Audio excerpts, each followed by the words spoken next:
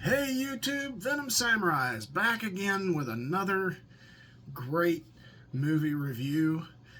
Today we're going to be talking about the new Blumhouse movie known as The Woman in the Yard. Now, I do want to point out this is one of the latest in Blumhouse's sort of meh category of movies.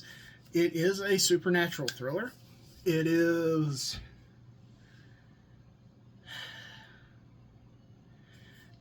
to try to talk about this movie, I have to preface it with a little bit of a trigger warning. Okay, some of the things that I'm going to be talking about in this review may be triggering for some people out there. So if you have issues talking about things such as survivor's guilt, depression, anxiety, self-harm, things of that nature, then I would kindly suggest that you skip this review and maybe even skip this movie. But with all that said, let's get into the movie. Basically, the premise, I'm sorry, my glasses are casting a reflection, but you know, you got to work with the space that you have. But anyway, so the movie itself centers around a mother, Ramona, her son, Taylor, and her daughter, Anna. Now, this takes place weeks after Ramona has been in a car accident that claimed the life of her husband. And every morning Ramona wakes up, she prays for the strength to, or what we assume is the strength to make it through the day. But we find out later on that that is not what she's praying for. So we get into the main plot, which establishes that she is feeling very guilty about several things. She's guilty because she's alive. She survived the car accident when her husband didn't. She has been lying to her children, and they believe that the reason why their father died in the wreck was because the roads were slippery the night that the wreck happened, and he lost control of the car. This is the narrative that we have set up at the very beginning of the movie. Now, at about the half-hour point, I want to say, anywhere between the 15-minute to half-hour point, we get the appearance of the titular woman in the yard. It is merely a woman dressed completely in black with a veil over her face, sitting on an iron chair, an old iron patio chair, out in the middle of Ramona's front yard at her farm where she's been living. Now, they do step out to confront the woman at least a couple of times. But each time, something about the woman terrifies Ramona. We don't quite figure out what that is until a little bit later on in the movie. Next, we have things start to happen. We start to notice that Ramona becomes more irritable, that and Taylor also becomes a bit more irritable as well. He becomes more rebellious, as you would expect a teenager to be. And he also comes across as confrontational with his mother while still respecting her as his mother. But eventually all fall prey to the woman in the yard. We all watch as we find out that she has certain abilities. One of the biggest ones being she has the ability to manipulate shadows and thereby manipulate objects that are attached to those shadows. So, for example, they figure out relatively early that if they eliminate all the light, there's no shadows, so the woman can't manipulate the shadows, can't manipulate any objects while they're dealing with that. However, as we go on, we find out that what Ramona has been praying for the strength to do is not to take care of her children. She actually has been contemplating another way out of things. I won't say it here on YouTube because I don't particularly want to have a strike against my video, and because I understand that it can be a very triggering topic for a lot of people. But suffice to say, the movie ends leaving us a little bit... We're not sure what's reality, because we don't explicitly hear the act take place. All we know is that when we get what we perceive to be a happy ending with Ramona reuniting with her children after sending them away for their safety, and we assume that she has conquered the evil, so to speak. However, when we get down to the very last scene right before the credits roll, we see something that hints to us that maybe things didn't work out quite so well. And basically, that is the plot of The Woman in the Yard. It's a very simplistic movie. I guess you could call it, if we were to use TV vernacular, it would be what we call a bottle episode. Everything takes place inside of this farmhouse. And it's just these four characters for the most part. The husband makes a couple of appearances in flashbacks and in dream sequences, but really that's an irrelevant bit of trivia, other than they use it to help establish the character of Ramona, the mother. The acting in it was actually fairly decent. I feel like the kids kind of fell into the stereotypical acting traps, is what I like to say. I don't say tropes, I say traps. But they fell into the typical, Anna is the precocious little... We assume she's like 5, because one of the recurring things is that she keeps reversing her letters when it comes to the letter R. I mean, and it looks like she's learning how to write, so I want to say that she's probably supposed to be 5 or 6. I feel like they were looking for a little bit of a younger actress for that, but the girl that played Anna, she played being a precocious little kid exactly the way being a precocious little kid should be played. In terms of the young man who played Taylor, he really wasn't given much to work with, so we really don't feel anything for him. They kept a lot of the action centered on Ramona and on the woman in the yard, who never really gets a title, so to speak. We're just supposed to assume we know who it is.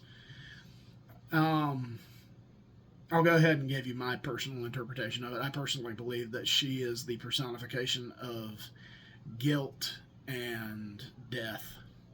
That's just my personal interpretation of it.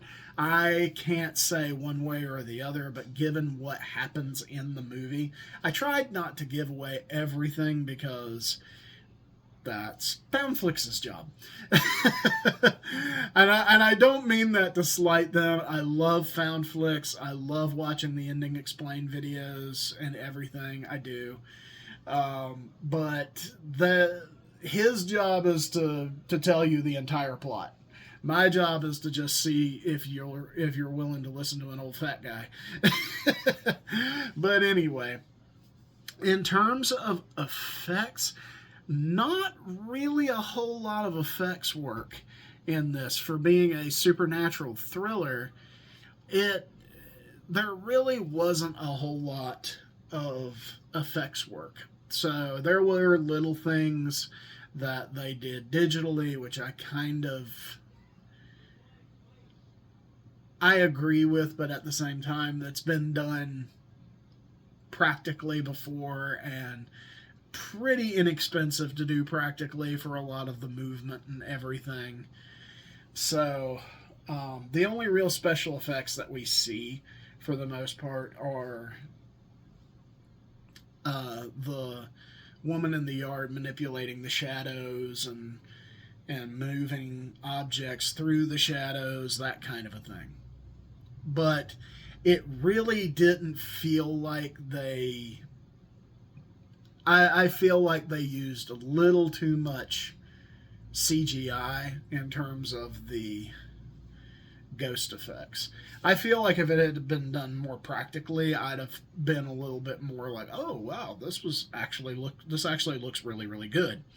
Because the thing about practical effects is that, and I'm just going to go on this tiny little rant here, not to take away from the movie review, but personally, I love practical effects in horror movies because to me, it makes the movie feel more authentic. I mean, I know that's not everybody's opinion. Feel free to argue with me, not argue with me, but disagree with me in the comments below. I'll be glad to hear it. But to me, it would have just made the film feel a little bit more authentic, made it feel like there was a little bit more at stake had they used more practical effects. But to be fair, this movie was not about the supernatural. It was more about the mental battle going on inside of Ramona's mind to make the decision to handle the situation in the way that she did. And, one of the things that I give a lot of praise to is because it did make you feel like this is something that people who deal with survivor's guilt and who deal with thoughts of self-harm and things like that would actually go through. It doesn't make her feel like she's going through a cartoon of those thoughts. It's not like, the oh woe is me kind of depression. It's very, very natural looking, very, as someone who suffers from depression, it felt very natural for her, the way that she portrayed that those emotions. The woman in the yard, the actual actress who played the woman in the yard, did a fine job, but I feel like they underutilized her. For most of the movie, she literally just sits in the yard. You might notice that she moves closer here and there. You might see her shadow stretch up and start attacking things and all that. But for the most part, she's actually downplayed very, very much. And I think that works to both the film's benefit and against it. It works to its benefit because it heightens the tension. It puts the focus where it needs to be in the story, which is on the family. It also, though, to work against it, it doesn't make the woman in the yard feel threatening. I I honestly did not see that and feel like the woman in the yard was threatening. Now, that being said, what she represents very much is threatening. And I feel like if they had really wanted to sort of step it up a little bit, maybe give the woman in the yard a little. First of all, this all takes place on a specific day. So I feel like if they had stretched that out over a course of days instead of over just one day, all the action, all the drama and everything happens on one day. I don't feel like the movie really had the opportunity to explore itself the way that it should have. It's not a bad movie. It's well acted. The location that they shot in looks very authentic. The the adult actors actually felt like they were really pouring a lot of themselves into the role.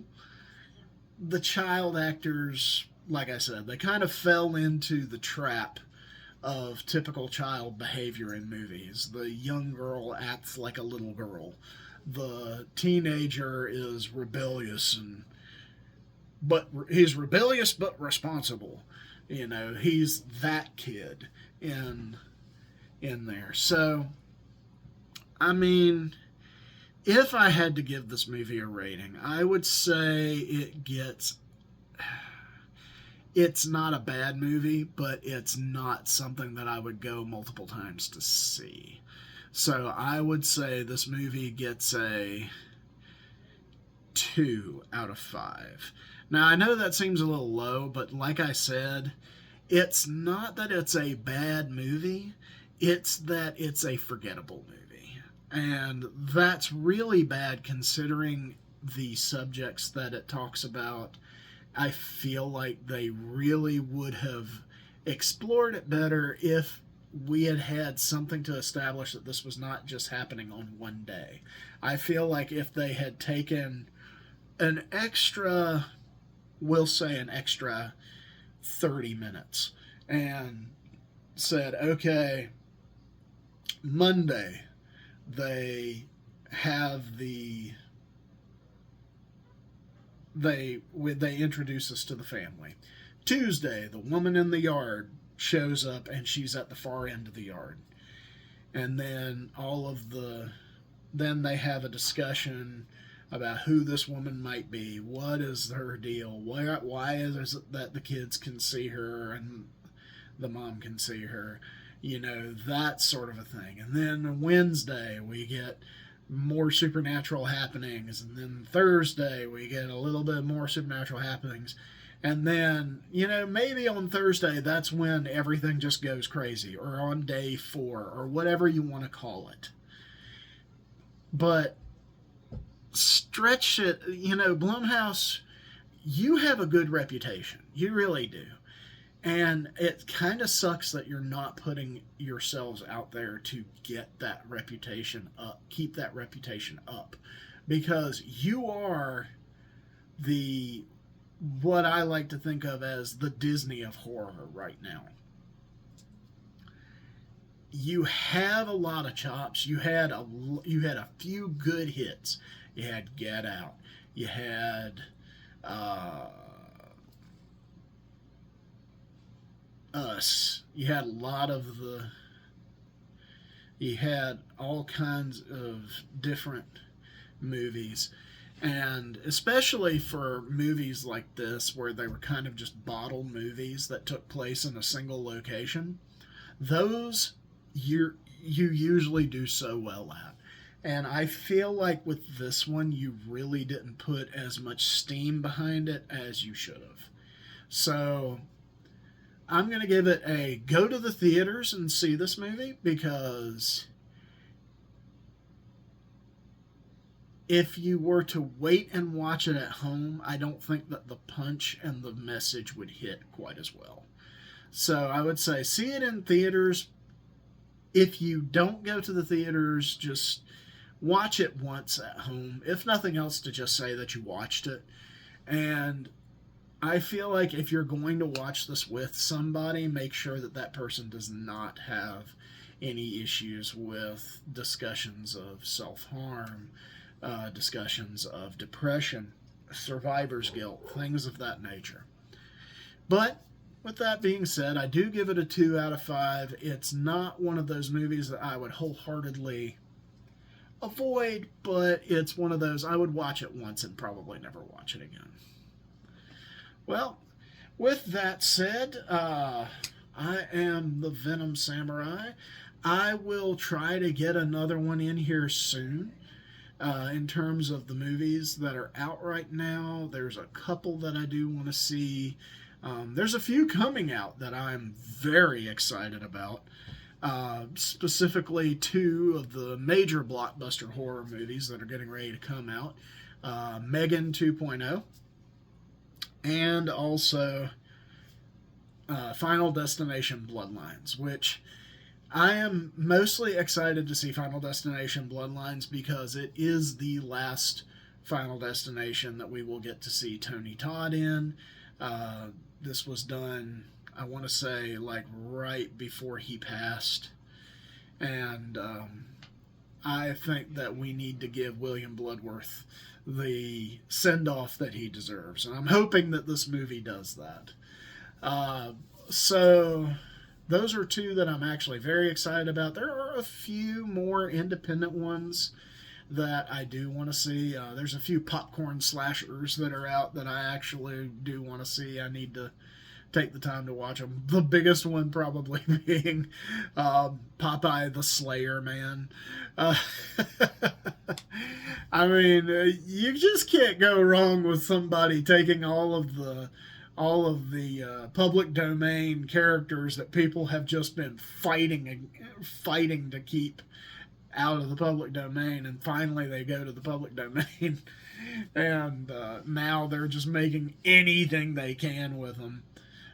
Did see a trailer for the Steamboat Willie horror movie where an actual mouse that acts like Mickey is in there. I love popcorn slashers sometimes, and they're great to watch. But anyway, with that being said, this is the Venom Samurai signing off, and we'll see you in the next review.